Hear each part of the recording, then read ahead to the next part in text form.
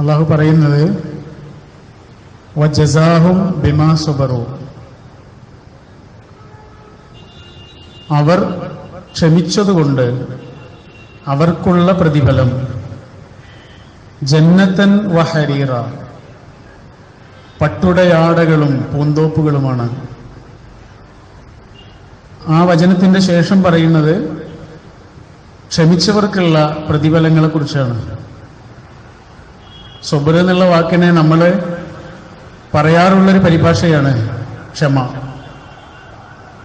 അതത്ര പൂർണ്ണമൊന്നുമല്ല. എന്താണ് സബർ എന്ന് മനസ്സിലാക്കാനുള്ള ഏറ്റവും നല്ല മാർഗം സബറിന്റെ വിപരീതം എന്താണ് എന്ന് പരിശോധിക്കുന്നതായിരിക്കും. സബർ എന്നുള്ളതിന്റെ വിപരീതമായി അറബി ഭാഷയിൽ പ്രയോഗിക്കുന്നത് അജിൽ എന്നാണ്.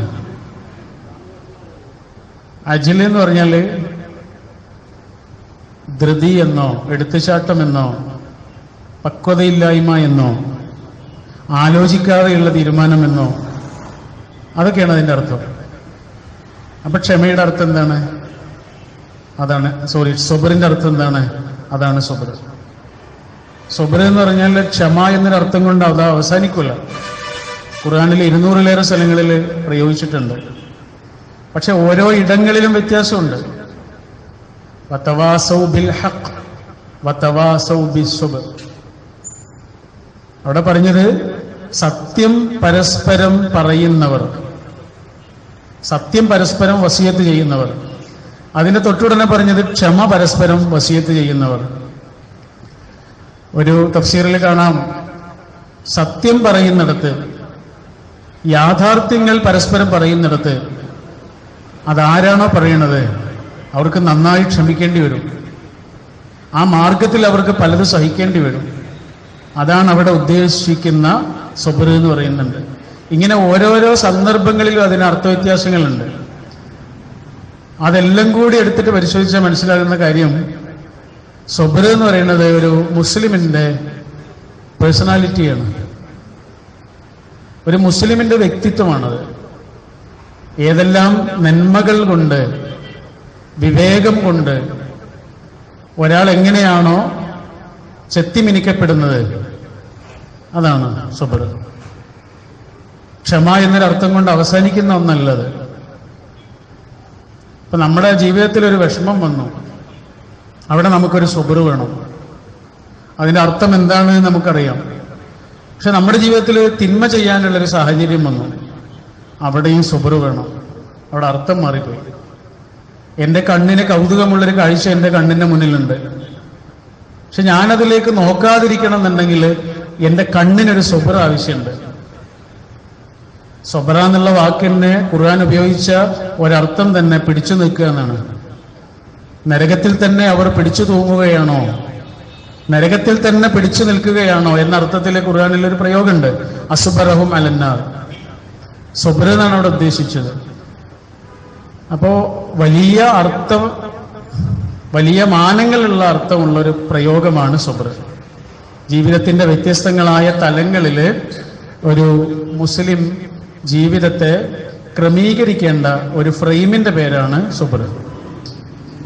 ആ അർത്ഥത്തിലാണ് ഖുർആന് നമ്മളെ സ്ഥൈര്യമുള്ള, ആത്മബലമുള്ള, ജീവിതത്തിൽ എവിടെയും പിടിച്ചു നിൽക്കാൻ കഴിയുന്ന, സങ്കടങ്ങളിലോ വേദനകളിലോ പരീക്ഷണങ്ങളിലോ പതറാതെ നിൽക്കാനുള്ള ഒരു ആത്മധൈര്യം നമുക്ക് പകർന്നു തരികയാണ് ചെയ്യുന്നത്. അവിടെ പ്രയോഗിച്ചിട്ടുള്ള പദവും സബർ എന്ന പദമാണ്. ഖൽബ് എന്ന പദത്തിന്റെ അർത്ഥം നമുക്കറിയാം, ഇളകിക്കൊണ്ടിരിക്കുന്നത് എന്നാണ്. ഖൽബ്, ഹൃദയം എന്ന് നമ്മളതിന് അർത്ഥം പറയുന്നു. അതിന്റെ ഭാഷാപരമായ അർത്ഥം ഇളകിക്കൊണ്ടിരിക്കുന്നത് എന്നാണ്.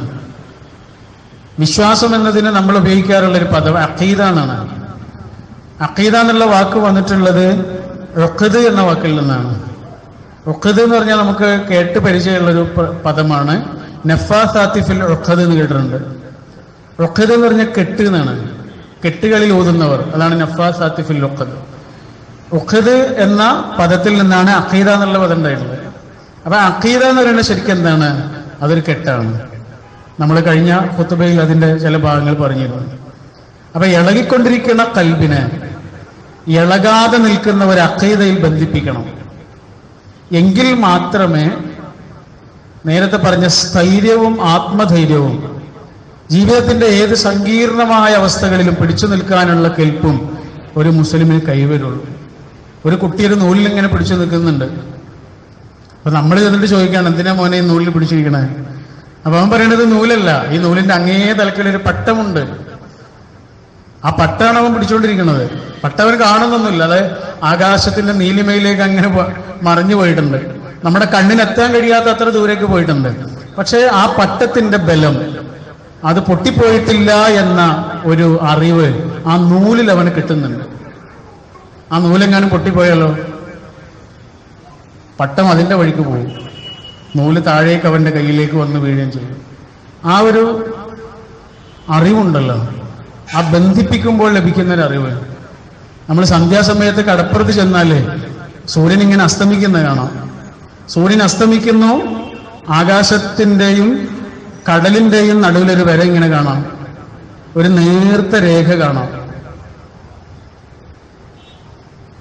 സത്യത്തിൽ അതാണ് ആത്മീയത എന്ന് പറയുന്നത്. ആകാശവുമായുള്ള നമ്മുടെ ബന്ധമാണ്. ഭൂമിയിലാണ് ജീവിതം, പക്ഷെ ആകാശലോകവുമായാണ് നമ്മുടെ ബന്ധം. പടച്ചവനുമായുള്ള ഒരാളുടെ നിരന്തരമായ ആ സമ്പർക്കമാണ് ഒരാളെ ആത്മധൈര്യമുള്ളൊരു വ്യക്തിയാക്കി മാറ്റുന്നത്. ഞാൻ ഒറ്റക്കല്ല എന്ന ഒരു ആത്മബോധം അയാൾക്ക് കൈവരികയാണ്. അയാൾ പിന്നെ എവിടെയും തകരൂല. കാസർഗോഡ് ഒരിക്കൽ ഒരു സംസാരത്തിന് വേണ്ടി പോയതായിരുന്നു. അങ്ങനെ പ്രസംഗം കഴിഞ്ഞിട്ട് താഴേക്ക് ഇറങ്ങിയപ്പോൾ ഒരു ഉമ്മ വന്നിട്ട് കാണണമെന്ന് പറഞ്ഞു, സംസാരിക്കാനുണ്ട് എന്ന് പറഞ്ഞു. അങ്ങനെ ആ ഉമ്മയോട് ഇങ്ങനെ സംസാരിക്കുകയാണ്. അവർ കുറെ അവരുടെ കാര്യങ്ങളൊക്കെ പറഞ്ഞതിന്റെ ചുരുക്കം ഇത്രയാണ്: ഭർത്താവ് ഗൾഫിൽ വെച്ച് മരിച്ചു, പിന്നെ ആകെ 2 ആൺകുട്ടികളാണ്, അവർ ദൂരെ എവിടെയോ പഠിക്കുകയാണ്. അവര് വെക്കേഷന് നാട്ടിൽ വന്നു. ചെറുപ്പം മുതൽ അവർ കുളിക്കാൻ പോകുന്ന പുഴയുണ്ട് വീടിന്റെ അടുത്ത്. അങ്ങനെ ആ പുഴയിലേക്ക് കുളിക്കാൻ പോയതാണ്. ആ 2 മക്കളും അവരുടെ ഒരു കൂട്ടുകാരനും പുഴയിൽ മുങ്ങി മരിച്ചു. ആ ഉമ്മക്ക് പിന്നെ ആരുമില്ല. ആ ഉമ്മ നമ്മളോട് പറഞ്ഞതാണ്, മോനെ ഖുർആൻ പഠിച്ചിട്ടില്ലായിരുന്നെങ്കിൽ ഞാൻ ആത്മഹത്യ ചെയ്തിട്ടുണ്ടാവും. ഖുർആൻ പഠിച്ചപ്പോൾ അവർക്ക് എന്താ കിട്ടിയത്? അവർക്കൊരാളെ പരിചയപ്പെട്ടു. അതാണ്, എന്തൊക്കെ നഷ്ടപ്പെട്ടാലും നഷ്ടപ്പെടാത്ത ഒരാളെ അവർ പരിചയപ്പെട്ടു. ആരൊക്കെ പോയാലും കൂടെ നിൽക്കുന്ന ഒരാളെ അവർ പരിചയപ്പെട്ടു. ആ പരിചയം അവരെ ഏറ്റവും വലിയൊരു കരുത്തിലേക്ക് എത്തിക്കുന്നു. അതാണ് വജസാഹും ബിമാ സബറു ജന്നത്തൻ വഹരീറ. ജീവിതത്തിന്റെ സങ്കടങ്ങളിലും ജീവിതത്തിന്റെ സന്തോഷങ്ങളിലും അറ്റുപോകാത്ത ഒരു ബന്ധം അള്ളാഹുവിനോട് ഉണ്ടാക്കിയെടുക്കുക എന്നുള്ളതാണ് പ്രധാനം. ചിലപ്പോൾ സന്തോഷം കൊണ്ടായിരിക്കും അത് നഷ്ടപ്പെടുന്നത്, ചിലപ്പോൾ സങ്കടം കൊണ്ടായിരിക്കും അത് നഷ്ടപ്പെടുന്നത്. അള്ളാഹു അങ്ങനെ തന്നെ പറയുന്നുണ്ട്, വഇന്ന ഇദാ അദഖ്നൽ ഇൻസാന മിന്നാ റഹ്മത്തൻ ഫരിഹ ബിഹാ. മനുഷ്യന് നമ്മുടെ അടുത്തു നിന്നുള്ള എന്തെങ്കിലും സന്തോഷം കൊടുത്താൽ അവന് ആഹ്ലാദഭരിതനാണ്. സന്തോഷം എവിടുന്ന വരുന്നത്? നന്മ എവിടുന്ന വരുന്നത്?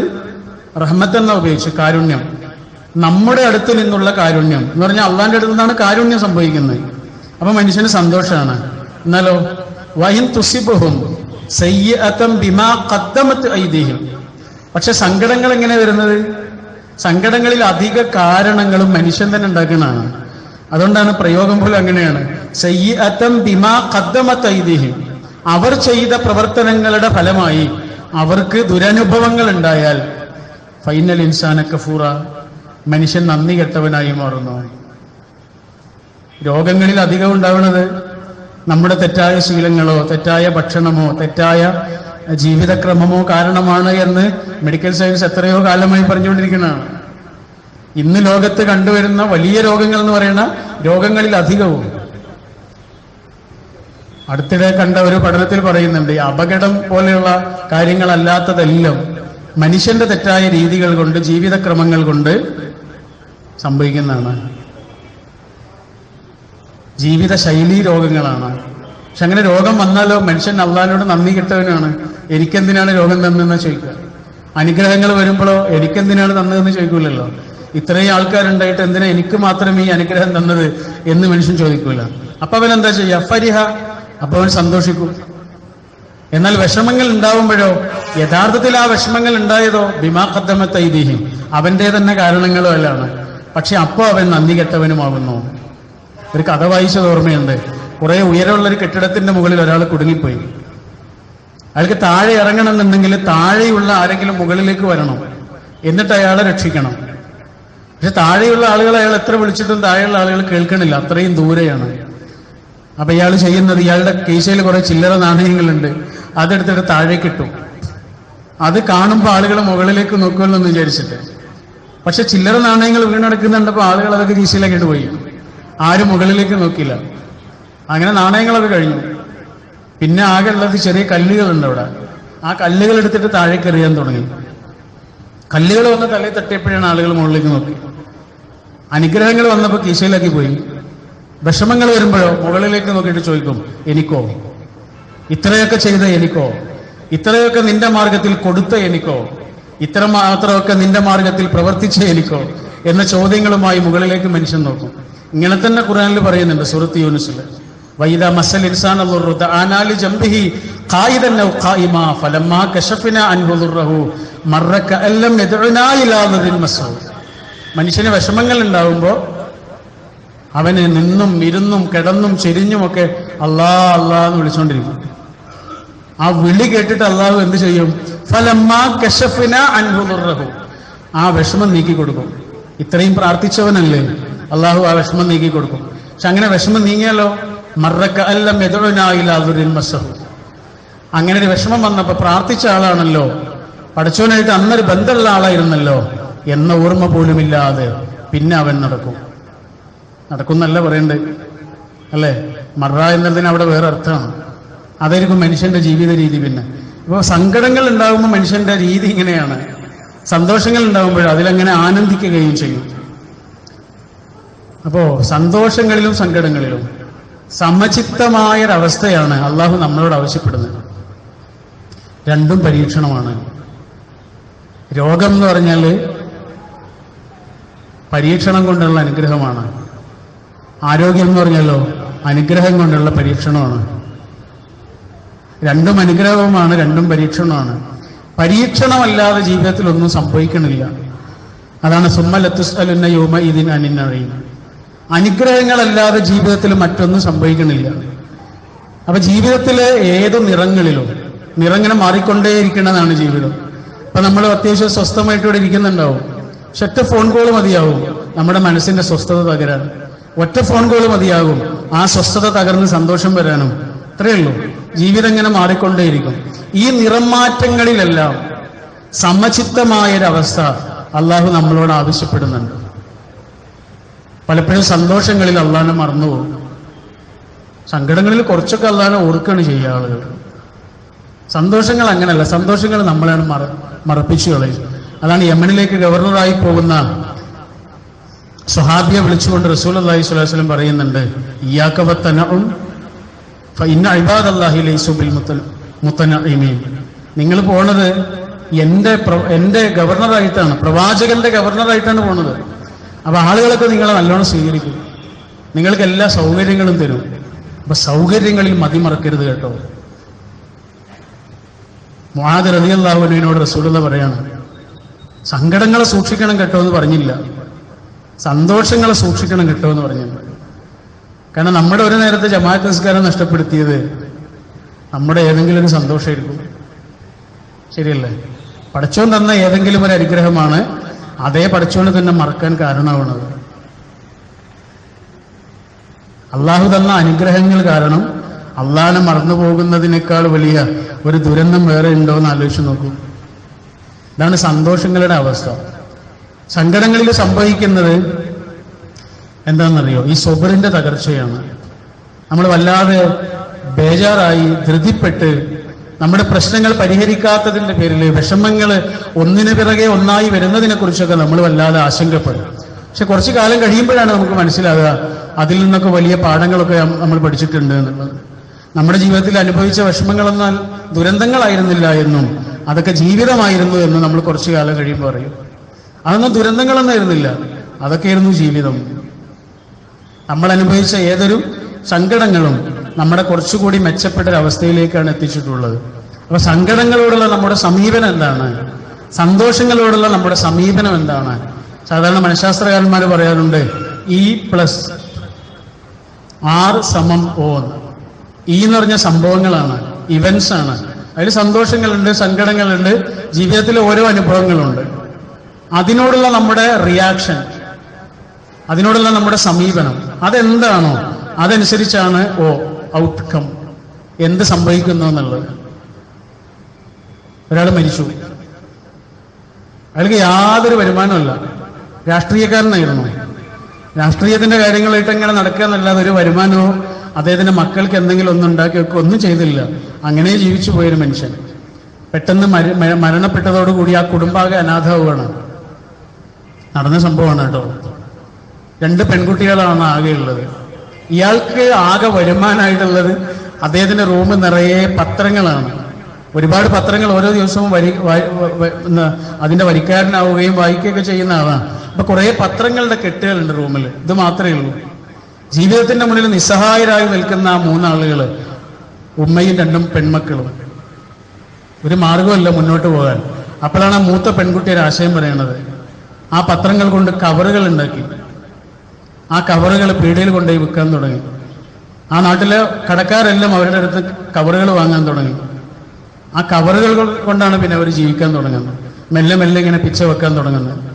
ഉപേക്ഷിച്ച് കിടന്ന കടലാസു കഷ്ണങ്ങളിൽ നിന്ന് ജീവിതത്തെ കണ്ടെത്തിയ ആ പെൺകുട്ടി ഉണ്ടല്ലോ, അതാണ് റിയാക്ഷൻ എന്ന് പറയുന്നത്. സംഭവങ്ങൾ എന്തു സംഭവിക്കാം, നമ്മൾ അതിനോട് എങ്ങനെ സമീപിക്കുന്നു എന്നുള്ളതാണ് പ്രധാനം. അതാണ് അയ്യൂബ് നബി അലൈഹി സ്വലാമിന്റെ പ്രാർത്ഥന.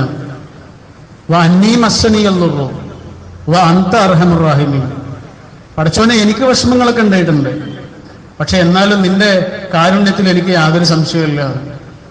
ഒരു പ്രവാചകന്റെ പ്രാർത്ഥനയാണ്. പടച്ചോനെ, എനിക്ക് സങ്കടങ്ങളൊക്കെ ഉണ്ടായിട്ടുണ്ട്, എന്നാലും നീ കാരുണ്യവാന്മാരിൽ വെച്ച് ഏറ്റവും വലിയ കാരുണ്യവാനാണ്, എനിക്കതിൽ യാതൊരു സംശയമില്ല. അതോടുകൂടി അനുഗ്രഹങ്ങൾ തിരിച്ചു വരാനാണ് തുടങ്ങുന്നത്. നമ്മുടെ ഈ വാക്കുകൾക്കൊക്കെ വലിയ വിലയുണ്ട്. അതുകൊണ്ടാണ് ഖുർആനിൽ അങ്ങനെ തന്നെ ഒരു ആയത്തുണ്ട്. മനുഷ്യന് നാം വിഷമങ്ങൾ കൊടുക്കും, ആ വിഷമങ്ങൾ കൊടുക്കും, സങ്കടങ്ങൾ കൊടുക്കും. അവരിൽ എത്ര പേർക്ക് സഹിക്കാൻ കഴിയുമെന്നറിയുന്നത് വരെ കൊടുക്കും. അതിന് തൊട്ടടുത്ത ആയത്ത് എന്താണെന്നറിയോ? വലനബലുവ അഖ്ബാറക്കും എന്നാണ്. വലനബലുവ അഖ്ബാറക്കും, അവരുടെ സംസാരങ്ങളെയും നാം പരീക്ഷിക്കുന്നുണ്ട് എന്നാണ്. അത്രേ ഉള്ളൂ. അതെന്തായിരിക്കും? സങ്കടങ്ങളൊക്കെ വരുന്ന സമയത്ത് നമ്മൾ എന്ത് പറയുന്നു, ആ പറച്ചിലിന് വലിയ ആഘാതങ്ങൾ ഉണ്ടാക്കാൻ കഴിയും നമ്മുടെ ജീവിതത്തിൽ. ചെറിയ ആഘാതമൊന്നുമല്ല. മുമ്പ് നമ്മൾ പറഞ്ഞിട്ടുണ്ടോ എന്ന് എനിക്ക് ഓർമ്മയില്ല. കുവൈത്തിലുള്ള നമ്മുടെ സുഹൃത്ത് പറഞ്ഞ അനുഭവമാണ്. അദ്ദേഹത്തിന്റെ മകൻ കല്യാണം കഴിച്ച് പേരക്കുട്ടി ഉണ്ടാവാൻ കുറച്ച് താമസമായി. കുറച്ച് വൈകിട്ടാണ് ആ സന്തോഷ വാർത്ത ഉണ്ടാവുന്നത്. സ്വാഭാവികമായിട്ട് അവർക്കൊക്കെ വല്ലാതെ സന്തോഷമായി. ഓരോ മാസവും പോയിട്ട് സ്കാൻ ചെയ്യുന്നുണ്ട്. ഡോക്ടർ പറഞ്ഞു യാതൊരു കുഴപ്പമില്ല, സുഖപ്രസവമായിരിക്കും എന്നിങ്ങനെ പറയാം. 9ാമത്തെ മാസം സ്കാൻ ചെയ്തു. അപ്പോഴാണ് ഡോക്ടർ പോലും അത്ഭുതപ്പെട്ടിട്ട് പറയണത്, സുഖപ്രസവം നടക്കൂല. കുട്ടി ഒന്ന് തിരിഞ്ഞു കിടന്നാലേ സുഖപ്രസവം നടക്കുള്ളൂ. കുട്ടി തിരിഞ്ഞു പോയിട്ടുണ്ട്. ഒന്നുകൂടെ തിരിഞ്ഞു കിടന്നാലേ സുഖപ്രസവം നടക്കുള്ളൂ, അല്ലെങ്കിൽ ഓപ്പറേഷൻ വേണ്ടി വരും. അങ്ങനെ ഓപ്പറേഷൻ തന്നെ നിശ്ചയിക്കുകയാണ്. ഓപ്പറേഷന് വേണ്ടിയിട്ട് ആശുപത്രിയിലേക്ക് കൊണ്ടുപോകാൻ വേണ്ടിയിട്ട് ഒരുക്കം ആയി, എല്ലാം റെഡിയായി ഇരിക്കുകയാണ്. ആ സമയത്താണ് ആ വീട്ടിൽ ആരോ ഒരാൾ ഇങ്ങനെ എന്തോ പറയുന്നുണ്ട്. പഠിച്ചവനെ കുറിച്ച് അത്ര തൃപ്തികരമല്ലാത്ത കാര്യങ്ങൾ പറയുന്നുണ്ട്. പഠിച്ചോ, നമുക്ക് തന്നെയാണല്ലോ ഈ വിഷമങ്ങൾ തന്നതെന്നൊക്കെ ഉള്ള രീതിയിൽ. അപ്പോഴാണ് ആ പെൺകുട്ടി ഒരു വാക്ക് പറഞ്ഞു. 20-21 വയസ്സ് പ്രായമുള്ളൊരു കുട്ടിയാണ്. അവള് പറയാണ്, ഉമ്മ അങ്ങനൊന്നും പറയണ്ട. നമ്മൾ ഖുർആൻ ക്ലാസ്സിൽ നിന്ന് പഠിച്ചത് ആകാശഭൂമികളെ മുഴുവനും തിരിച്ചുകൊണ്ടിരിക്കണ പഠിച്ചവനെ കുറിച്ചല്ലേ? ആകാശഭൂമികളെ മുഴുവനും തിരിച്ചുകൊണ്ടിരിക്കണ പഠിച്ചവന് നമ്മുടെ കുട്ടിയെ ഒന്ന് തിരിച്ചു കടത്താൻ കഴിയുള്ളൂ. ഞാൻ അങ്ങനെയാണ് പ്രാർത്ഥിച്ചത്. അവളതാ പറഞ്ഞത്, ഞാൻ അങ്ങനെയാണ് പ്രാർത്ഥിച്ചത്. ആകാശഭൂമികളെ മുഴുവനും തിരിച്ചുകൊണ്ടിരിക്കുന്നവനെ എൻ്റെ കുട്ടിയെ ഒന്ന് തിരിച്ചു കടത്തി തരണേ. ഡോക്ടർ പോലും പറയാണ് എന്താ അത്ഭുതമാണ് ഇവിടെ സംഭവിച്ചത്. സുഖപ്രസവമായിരുന്നു. ഞാൻ ആ കുട്ടിയെ കണ്ടിട്ടുണ്ട്. ഗുരുവായൂരിനടുത്താണ് അവരുടെ വീട്. അതാണ് അള്ളാഹു പറഞ്ഞു കദാലിക നുൻജിൽ മുഹ്സിനീൻ. അള്ളാഹിനെ പ്രതീക്ഷിക്കുന്നവരുടെ കൂടെ അള്ളാഹ് ഉണ്ടാവും, അത് നമ്മുടെ കൂടെ ഉണ്ടാവും. അപ്പൊ നമ്മുടെ വാക്കുകൾക്ക് വലിയ പ്രാധാന്യമുണ്ട്. നിങ്ങൾ ആലോചിച്ചപ്പോൾ സൂറത്ത് യൂസുഫിലെ യാക്കൂബ് നബി അലൈഹി സ്വലാമിന്റെ അനേകം വാക്കുകളുണ്ട്. അതില് അദ്ദേഹത്തിന്റെ മക്കൾ വന്നിട്ട് നബിയോട് ചോദിക്കുന്നുണ്ട്, യൂസുഫിനെ ഞങ്ങൾ കൊണ്ടുപോട്ടെ, ഞങ്ങളുടെ കൂടെ വിട്ടാൽ ഞങ്ങൾ അവനെ ശരിക്കും നോക്കിക്കൊള്ളാം എന്ന് പറയുന്നുണ്ട്. അപ്പോ യാക്കൂബ് നബി അലൈഹി സ്വലാമിന്റെ ഒരു വാക്കുണ്ട്, എന്താണ്? എനിക്ക് അവന് ചെന്നായ കടിക്കുവോ ചെന്നായ പിടിക്കുവോ എന്നെനിക്ക് പേടിയുണ്ട്. ചെന്നായ പിടിച്ചു എന്ന് വന്നിട്ട് പറഞ്ഞു അവർ. എന്തായാലും യൂസുഫ് നബി അലൈഹി സ്വലാമിനെ നഷ്ടപ്പെട്ടു. ചെന്നായ പിടിച്ചു എന്ന് തന്നെയാണ് അവർ വന്ന് പറഞ്ഞത്. ചെന്നായ കടിക്കുമോ ചെന്നായ പിടിക്കുമോ എന്നാണ് എൻ്റെ പേടി എന്ന് യാക്കൂബ് നബി പറഞ്ഞു. യൂസുഫ് എന്ന മകനെ നഷ്ടപ്പെട്ടു. എന്നാൽ കുറെ പേജുകൾ മറിച്ചാല് യാക്കൂബ് നബിയുടെ മറ്റൊരു വാക്കുണ്ട്. അതെന്താണ്? ഇന്നമാ അശ്കു ബത്തി വഹുസ്നി ഇലല്ലാഹ്. എന്റെ സങ്കടങ്ങളും എന്റെ വ്യഥകളും ഒക്കെ ഞാൻ എൻ്റെ പടച്ചോനെ ഏൽപ്പിക്കുന്നു എന്ന് പറഞ്ഞു. പിന്നെ സംഭവിക്കുന്ന എന്താണെന്നറിയോ? യൂസുഫ് എന്ന കുട്ടിയെ തിരിച്ചു കിട്ടുന്നു. വാക്കുകൾ തമ്മിലുള്ള വ്യത്യാസമാണത്. അപ്പൊ സങ്കടങ്ങളിൽ നമ്മൾ പ്രയോഗിക്കുന്ന പദങ്ങള്, പടച്ചോനെ കുറിച്ച് പറയുന്ന വാക്കുകള്, ഇതിനൊക്കെ വലിയ പ്രാധാന്യമുണ്ട്. ഖുർആനിന്റെ നിർദ്ദേശം തന്നെ വദഊഹു ഖൗഫൻ വത്വമഅ, നിങ്ങൾ പ്രാർത്ഥിക്കേണ്ടത് ആർത്തിയോടെയാണ് എന്ന് ഖുർആൻ പറയുന്നുണ്ട്. ആർത്തിയോടെ പ്രാർത്ഥിക്കണം, ഭയത്തോടെയും പ്രാർത്ഥിക്കണം. ഇന്ന റഹ്മത്തല്ലാഹി ഖരീബുൻ മിനൽ മുഹ്സിനീൻ. അള്ളാഹുവിന്റെ കാരുണ്യം നല്ല മനുഷ്യരുടെ തൊട്ടടുത്തുണ്ട് കേട്ടോ. എങ്ങനെയാണ് പ്രാർത്ഥിക്കേണ്ടത്? ആർത്തിയോടെയാണ് പ്രാർത്ഥിക്കേണ്ടത്. ആധുനിക കാലത്ത് നടക്കുന്ന ഏറ്റവും വലിയ പഠനം എന്താണെന്നറിയോ? മനുഷ്യൻ ആർത്തിയോടെ ഒരു കാര്യം ആഗ്രഹിച്ചാല് അത് സംഭവിക്കുന്നതാണ്. ഈ പ്രാർത്ഥനയുടെയും വലിയൊരു ഫലം എന്താണ്? ഒരാൾ എത്ര അദമ്യമായി അത് ആഗ്രഹിക്കുന്നുണ്ടോ അത് സംഭവിച്ചിട്ടുണ്ടാവും. ലോ ഓഫ് അട്രാക്ഷൻ എന്നാണ് ആ ഒരു തിയറിക്ക് പറയുന്നത്. സീക്രട്ട് എന്നൊരു പുസ്തകമൊക്കെ ഇറങ്ങിയിട്ടുണ്ട്. ഒരുപാട് ആളുകൾ അവരുടെ ജീവിതത്തിൽ എത്ര ആർത്തിയോടെയാണോ ആഗ്രഹിച്ചിട്ടുള്ളത് ആ കാര്യങ്ങളൊക്കെ സംഭവിച്ചിട്ടുണ്ട്. പ്രാർത്ഥനയെ കുറിച്ചുള്ള അള്ളാഹുവിന്റെ നിർദ്ദേശത്തിൽ വളരെ പ്രധാനമാണ്. വദഊഹു, നിങ്ങൾ അവനോട് പറയേണ്ടത്, നിങ്ങൾ അവനെ തേടേണ്ടത് ഖൗഫൻ വത്വമഅ, ഉള്ളിന്റെ ഉള്ളിൽ നിന്നുള്ള ആർത്തിയോടെയും അവനെ സംബന്ധിച്ചുള്ള ഭയത്തോടെയുമാണ്. അള്ളാഹുവിനെ കുറിച്ചുള്ള ഭയം, അള്ളാഹുവിന്റെ കാരുണ്യത്തെക്കുറിച്ചുള്ള ആർത്തിയും ആഗ്രഹവുമാണ് ഉണ്ടാവേണ്ടത്. പ്രാർത്ഥന കൊണ്ടാണ് ജീവിതം മാറുക. വിധിയെപ്പോലെ അള്ളാഹു മാറ്റും എന്നാണ് ഹദീസിലുള്ളത്. ലാ യറുദ്ദുൽ ഖളാഉ ഇല്ലാ ബിദുആ. അള്ളാഹുവിനോടുള്ള നമ്മുടെ പ്രാർത്ഥന കൊണ്ടല്ലാതെ ഒരു വിധിയെപ്പോലും അള്ളാഹു മാറ്റൂല. അപ്പൊ നമ്മൾക്കൊരു അപകടം വരണമെന്ന് അള്ളാഹു നിശ്ചയിച്ചിട്ടുണ്ട്. പക്ഷെ നമ്മുടെ ഉമ്മാന്റെ അല്ലെങ്കിൽ നമ്മുടെ ഉപ്പാന്റെ അല്ലെങ്കിൽ നമ്മുടെ പ്രിയപ്പെട്ടവരുടെ ഉള്ളിന്റെ ഉള്ളിൽ തട്ടിയുള്ള ഒരു പ്രാർത്ഥന, അള്ളാഹുവേ എൻ്റെ കുട്ടിയെ നീ ഒരപകടത്തിലും പെടുത്തരുത് എന്ന ഉമ്മാന്റെ ഒരു പ്രാർത്ഥന മതിയാവും. അള്ളാഹു നിശ്ചയിച്ചൊരു അപകടത്തെ അള്ളാഹു മാറ്റിയിട്ടുണ്ടാവും. ഹദീസാണ്. അതാണ് ഈ മറ്റുള്ളവർ നമുക്ക് വേണ്ടി പ്രാർത്ഥിക്കുന്നതിൻ്റെ ഒക്കെ പുണ്യം. അപ്പൊ ഞാൻ എനിക്ക് വേണ്ടി പ്രാർത്ഥിക്കുന്നതിനേക്കാൾ പ്രധാനമാണ് മറ്റൊരാൾ എനിക്ക് വേണ്ടി പ്രാർത്ഥിക്കുന്നത്. അങ്ങനെയുണ്ട് ഹദീസിൽ. മലക്കുകൾ നെറുകയിലിരുന്നിട്ട് ആമീൻ പറയുന്നതാണ്. ഈ ഉമ്മ ഉപ്പ എന്നൊക്കെ പറഞ്ഞാലേ ജീവിച്ചിരിക്കുമ്പോഴുള്ള ഏറ്റവും വലിയ പ്രത്യേകത അതാണ്. നമുക്ക് വേണ്ടി ഉപാധികളില്ലാതെ അവർ പ്രാർത്ഥിക്കും. നമ്മൾ വിഷമിപ്പിക്കുകയാണെങ്കിൽ പോലും അവർ നമുക്ക് വേണ്ടി പ്രാർത്ഥിക്കുക ചെയ്യാം. അള്ളാഹു എൻ്റെ കുട്ടി എന്നെ വിഷമിപ്പിച്ചിട്ടുണ്ട്, അതിൻ്റെ പേരിൽ നീ അവനെ വിഷമിപ്പിക്കല്ലോ എന്നാ പ്രാർത്ഥിക്കുക. ഉമ്മ ഉപ്പ ഒക്കെ ജീവിച്ചിരിക്കുന്നതിൻ്റെ പുണ്യം അതാണ്. അതില്ലാത്തവർക്ക് അതിൻ്റെ വിഷമം അറിയുള്ളൂ. ഈ പറയുന്ന ആൾക്ക് അത് മനസ്സിലാവുന്നുണ്ട്. അതുകൊണ്ടാണ് പ്രാർത്ഥന കൊണ്ടല്ലാതെ നമ്മുടെ ഒരു വിധി അള്ളാഹു മാറ്റുകയില്ല എന്ന് ഖുർആൻ പറയുന്നുണ്ട്. അപ്പൊ ദുഃഖിച്ചിരിക്കുന്ന നിമിഷങ്ങളെ പ്രാർത്ഥിച്ചിരിക്കുന്ന നിമിഷങ്ങളാക്കിയാൽ ജീവിതാകെ മാറിപ്പോകും. അത്രയുള്ളൂ. നമ്മൾ ദുഃഖിച്ചിരിക്കുന്ന നിമിഷങ്ങളുണ്ടല്ലോ, അതിനെ പ്രാർത്ഥിച്ചിരിക്കുന്ന നിമിഷങ്ങളാക്കി മാറ്റിയാൽ ജീവിതം മാറും, അത്ഭുതങ്ങൾ സംഭവിക്കും. എനിക്കറിയുന്നൊരു കുടുംബം, 6 മക്കളുള്ള ഒരു ഉമ്മ. 6ാമത്തെ കുട്ടി 1.5 വയസ്സ് മാത്രം പ്രായമുള്ളൂ.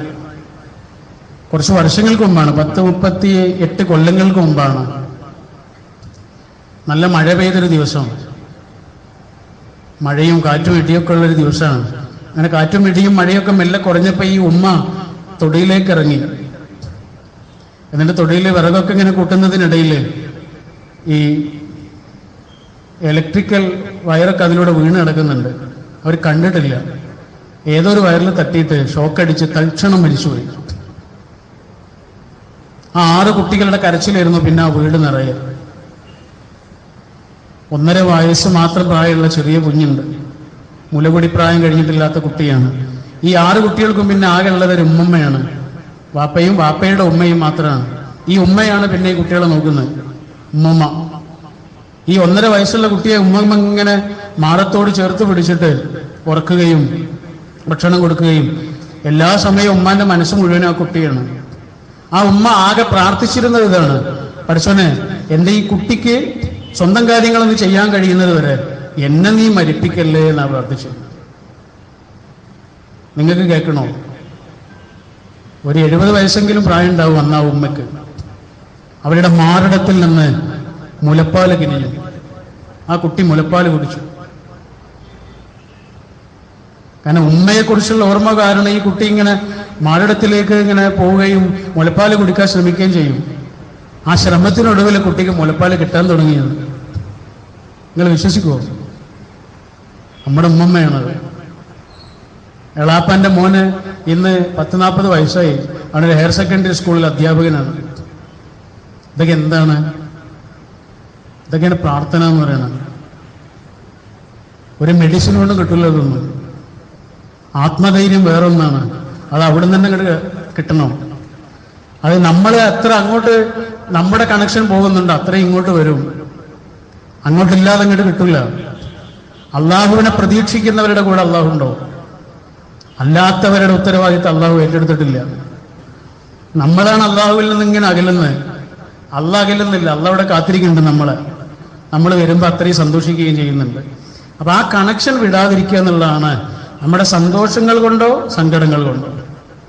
ചിലപ്പോൾ സന്തോഷങ്ങൾ കൊണ്ടായിരിക്കും അതില്ലാതായി പോകുന്നത്, ചിലപ്പോൾ സങ്കടങ്ങൾ കൊണ്ടായിരിക്കും അതില്ലാതായി പോകുന്നത്.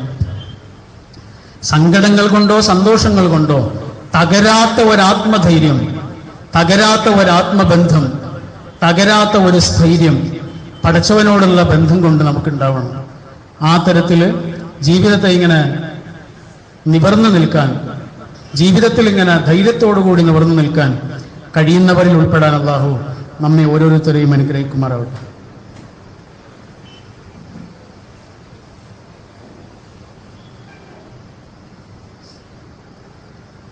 അൽഹംദുലില്ലാഹ് ഹംദൻ കസീറൻ തയ്യിബൻ മുബാറകൻ ഫീഹി വസ്സലാത്തു വസ്സലാമു അലാ റസൂലിൽ കരീമിൽ അമീൻ വഅലാ ആലിഹി വഅസ്ഹബിഹി വസല്ലം. വളരെ പ്രിയമുള്ള സഹോദരന്മാരെ, സഹോദരികൾ, അള്ളാഹുവിനെ സൂക്ഷിച്ചുകൊണ്ട് ജീവിക്കണമേ എന്ന് ഒരിക്കൽ കൂടി ഉണർത്തുകയാണ്. പറഞ്ഞു വന്നത് അത്രയുമാണ്. അള്ളാഹുവിനോടുള്ള ഒരാളുടെ ബന്ധം അയാളെ കൂടുതൽ കെൽപ്പുള്ള ഒരാളാക്കി മാറ്റുന്നു, തോറ്റാലും കരയാത്ത ഒരാളാക്കി മാറ്റുന്നു, ജീവിതത്തിൽ തെറ്റിപ്പോകാത്ത ഒരാളാക്കി മാറ്റുന്നു. തെറ്റിപ്പോകാതെയും തോറ്റുപോകാതെയും നമ്മളെ ഇങ്ങനെ ഉറപ്പിച്ചു നിർത്തുന്നു. നമ്മുടെ സങ്കടങ്ങളിൽ നമ്മൾ കരയൊന്നും വേണ്ട, കണ്ണ് കരയൊക്കെ ചെയ്യും, പക്ഷെ നമ്മുടെ ഉള്ളിൽ പെടയണ്ട. പക്ഷെ നമ്മൾ കരയേണ്ടതും സങ്കടപ്പെടേണ്ടതും മറ്റുള്ളവരുടെ സങ്കടങ്ങൾ കാണുമ്പോഴാണ്. ജീവിതത്തിൽ വിഷമങ്ങളിലൂടെയും ദുഃഖങ്ങളിലൂടെയും കടന്നുപോകുന്ന മനുഷ്യരുണ്ട്. എങ്ങനെ തിരിഞ്ഞു നോക്കിയാൽ ഒരു സമാധാനമില്ലാത്ത മനുഷ്യരുണ്ട്. വിഷമങ്ങൾക്കുമേൽ വിഷമങ്ങൾ വന്ന് ജീവിതമാകെ വാടി നിൽക്കുന്ന മനുഷ്യരുണ്ട്. അവരെ ഇങ്ങനെ ചേർത്ത് പിടിക്കുക എന്നുള്ള ഒരു ഉത്തരവാദിത്വം വളരെ പ്രധാനമാണ്. ഈ വീണ് കിടക്കുന്നവരുടെ കൂടെ നിൽക്കുക. തണുപ്പുള്ള സ്ഥലത്തേക്ക് യാത്ര പോയ 2 ആളുകളുടെ കഥയുണ്ട്. നല്ല തണുപ്പാണ്, മഞ്ഞിന്റെ മഴയാണ്. ചെറിയൊരു വിളക്കം കൊണ്ട് ഇങ്ങനെ മുന്നോട്ട് പോകുമ്പോഴാണ് മുന്നിലൊരാൾ കിടക്കുന്നത്. അയാൾക്ക് ജീവൻ ഉണ്ടോ അല്ലേന്ന് അറിയില്ല. ഈ 2ൽ ഒരാൾ അവിടെ ഇരുന്നു. എന്നിട്ട് ഇയാളെ കൈ ഇങ്ങനെ തിരുമ്മി കൊടുത്തു. കൈ തിരുമ്മിട്ട് ചൂടായാൽ ഇയാളൊന്ന് അനങ്ങുമല്ലോ എന്ന് വിചാരിച്ചിട്ട്. പക്ഷെ എത്രയായിട്ടുള്ള അനങ്ങുന്നില്ല. മറ്റേയാൾ പറഞ്ഞു, നമുക്ക് പെട്ടെന്ന് പോകാം, അല്ലെങ്കിൽ നമ്മൾ അയാളെ പോലെ ആവും. പക്ഷെ ഇയാൾക്ക് അവിടെ നിന്ന് എഴുന്നേൽക്കാൻ കഴിയണില്ല. ഇയാള് ഇദ്ദേഹത്തെ ഇങ്ങനെ ശുശ്രൂഷിച്ചുകൊണ്ടിരിക്കുകയാണ്. മറ്റേയാൾ ഓടിപ്പോയി. എത്ര സമയം കഴിഞ്ഞിട്ട് ഇയാൾ എഴുന്നേൽക്കുന്നില്ല. പക്ഷെ ഇയാൾക്ക് ഈ ആളെ അവിടെ ഉപേക്ഷിച്ച് പോകാൻ കഴിയുന്നില്ല. അങ്ങനെ ഈ കിടക്കുന്ന ആളെ തോളിലിട്ടിട്ട് ഇയാൾ നടക്കാൻ തുടങ്ങി. ആ നടത്തത്തിന്റെ വേഗതയുടെ ഇടയിൽ ശരീരം ചൂടാകാൻ തുടങ്ങി, ഷോൾഡർ ചൂടായി. ആ മുകളിൽ കിടക്കുന്ന ആളും എല്ലാം അനങ്ങാൻ തുടങ്ങി. അയാൾക്ക് ജീവനുണ്ട്. അയാൾ പുറത്തിറങ്ങി, താഴെ ഇറങ്ങി, അദ്ദേഹത്തോട് നന്ദി പറഞ്ഞു. ഒരുമിച്ച് നടക്കാൻ തുടങ്ങുകയാണ്. കുറെ ദൂരം മുന്നോട്ട് പോയപ്പോണ്ട് നേരത്തെ ഓടിപ്പോയ ആൾ അവിടെ വീണ് കിടക്കുന്നത്. എങ്ങോട്ടായി ഓടിപ്പോകുന്നത്? വീണ് കിടക്കണ മനുഷ്യർ എത്രയോ ഉണ്ട്. ഈ മദീനയെ കുറിച്ച് നമ്മൾ വലിയ ആനന്ദത്തോടെയും സന്തോഷത്തോടെയും പറയല്ലോ. മദീന എന്നുള്ളത് ഒരു രാജ്യത്തിന്റെ പേരൊന്നുമല്ല, ഒരു നാടിന്റെ പേരൊന്നുമല്ല. മദീന എന്നുള്ളത് എന്റെയും നിങ്ങളുടെയും ഒക്കെ ഉള്ളിലുണ്ടാകേണ്ട ഒരു കനിവുള്ള ദേശത്തിന്റെ പേരാണ്. ഒരു മനുഷ്യന്റെ ജീവിതത്തിലെങ്കിലും നമ്മളൊരു മദീനയാകണം. പരസ്പരം മദീനയാകേണ്ടവരാണ് നമ്മൾ. വിശക്കുന്നൊരു മനുഷ്യന്, ദാഹിക്കുന്നൊരു മനുഷ്യന് ജൂൺ മാസം എത്തുമ്പോഴേക്കും മക്കൾക്ക് നല്ല വസ്ത്രവും നല്ല പുസ്തകങ്ങളും നല്ല കുടയും ഉടുപ്പുകളും വാങ്ങിക്കൊടുക്കാൻ കഴിയാതെ, ഒരു നോമ്പുകാലം വരുമ്പോൾ നല്ല ഭക്ഷണം ഉണ്ടാക്കാൻ കഴിയുമോ എന്ന ആശങ്കയോടുകൂടി കഴിയുന്ന മനുഷ്യര്, ഒരു മഴക്കാലം വരുമ്പോൾ, ഒരു വേനൽ വരുമ്പോൾ ജീവിതത്തിൽ ഏത് സങ്കടങ്ങളും ഏറ്റവും കൂടുതൽ അനുഭവിക്കുന്ന ആരായിരിക്കും? പാവപ്പെട്ടവരായിരിക്കും. ഇന്ന് കറണ്ടില്ല എന്ന് പത്രത്തിലുണ്ടെങ്കിൽ അതിന്റെ ദുരന്തം അനുഭവിക്കുന്ന ആരായിരിക്കും? പാവപ്പെട്ടവരാണ്, അല്ലേ? സമ്പന്നരുടെ വീട്ടിൽ അതിനാവശ്യമുള്ള സജ്ജീകരണങ്ങളൊക്കെ ഉണ്ടാവും. പാവപ്പെട്ടവൻ അതിൻ്റെയും ദുരന്തമാണ്. ജീവിതത്തിൽ, ലോകത്ത്, സമൂഹത്തിൽ എന്തൊക്കെ നടക്കുന്നുണ്ടോ അതിൻ്റെയൊക്കെ ദുരന്തങ്ങൾ ചെന്നടിയുന്നത് പാവപ്പെട്ടവന്റെ മേലായിരിക്കും, ഏത് സംഗതിയാണെങ്കിലും. അപ്പൊ നമ്മളെ ഈ പാവപ്പെട്ടവനെ, വീണ് കിടക്കുന്നവനെ ഇങ്ങനെ പിടിച്ചെഴുന്നേൽപ്പിക്കണം. അപ്പോഴാണ് ആ മദീനയാവുന്നത്. പരസ്പരം മദീനയാകേണ്ടവരാണ് നമ്മൾ. ആശ്വാസത്തിന്റെ നല്ല വാക്കുകൾ കൊണ്ട്, സമാശ്വാസത്തിന്റെ ഒരു ചേർത്തുപിടിക്കൽ കൊണ്ട് മനുഷ്യർക്ക് അഭയമാകേണ്ടവരാണ്. ആ അർത്ഥത്തിൽ ജീവിതം ധന്യമാകേണ്ടവരുമാണ്. അള്ളാഹു അനുഗ്രഹിക്കുമാറാവട്ടെ. സങ്കടങ്ങളിലും വേദനകളിലും മനസ്സ് തകരാതെ പിടിച്ചു നിൽക്കുന്നവരാകുവാനും, സങ്കടങ്ങളും വേദനകളും ഒക്കെ അതിലൂടെയൊക്കെ കടന്നു പോകുന്ന മനുഷ്യർക്ക് തണലും ആശ്രയവും ആശ്വാസവുമാകാൻ, അവരുടെ പുഞ്ചിരിക്കൊരു കാരണമാകുവാനും അള്ളാഹു നമ്മെ അനുഗ്രഹിക്കുമാറാവട്ടെ. ജീവിതത്തിന്റെ എത്ര സങ്കീർണമായ അനുഭവങ്ങളിലും അള്ളാഹുവിനെ കൈവിടാതെ ആ പ്രതീക്ഷയോടുകൂടി നിൽക്കുന്ന ധീരന്മാരായ സത്യവിശ്വാസികളും സത്യവിശ്വാസിനികളുമാകാൻ അള്ളാഹു നമ്മെ അനുഗ്രഹിക്കുമാറാവട്ടെ.